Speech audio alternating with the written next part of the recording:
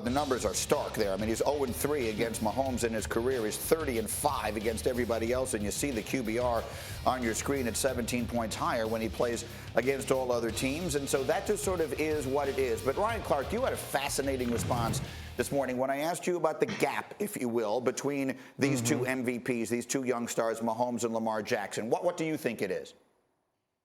Well, here's the problem, Greeny. So many times we look at Lamar Jackson as if he's in the shadow of Patrick Mahomes. But there's a famous quote that I love, that the brighter the sun, the darker the shadow. And there's so much sun that's been shining on Lamar Jackson because of his accomplishment, because of how good this team is, because of the MVP he won in year 2, and because of the fact that against everyone else, Lamar Jackson is absolutely outstanding, and so are the Baltimore Ravens. But let's be honest about the Kansas City Chiefs, Greeny. Let's really dissect this and think about who else do we compare to the Kansas City Chiefs? Who else do we put the pressure on of you have to beat the Kansas City Chiefs? Nobody. We don't talk about Baker Mayfield like this. We didn't come in after week 1 and saying, oh my gosh, Baker really needs to get over that Patrick Mahomes hump.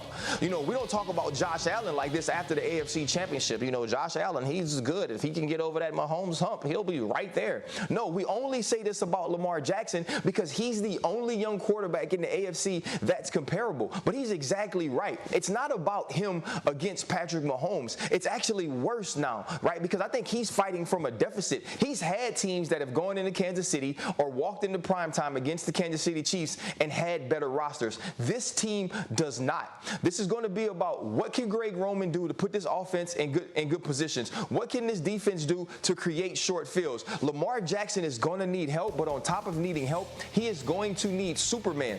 The gap between these two players is so much closer than the gap between Patrick Mahomes and many of the other AFC quarterbacks are. The thing is, Lamar Jackson has been so great every other time. He's going to need a touch of that greatness and more in order to win this game against Kansas City this weekend. Now, Nico, as long as I've been having you on this show, you have been singing the praises of Lamar Jackson up to the point where you were making the point with us this morning. If you were to switch the situations these guys are in, we might look at them differently. Yeah, and RC talks about the gap.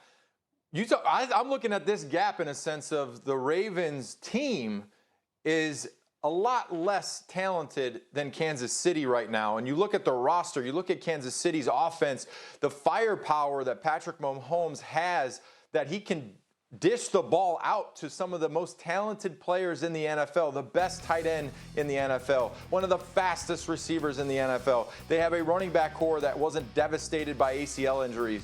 And Lamar, on the flip side of that, all the pressure of the whole team, and everybody's looking at Lamar to make every play. Lamar, what's Lamar going to do in this situation? Where in reality, these games are won and lost by the team that you're surrounded by. So if you were to take Lamar and put him on Kansas City's roster, they would be just as scary with Lamar, even more because of how fast he is out of the backfield, than Patrick Mahomes. If you put Patrick Mahomes on the Ravens, I think he'd have some trouble with that team. Yes.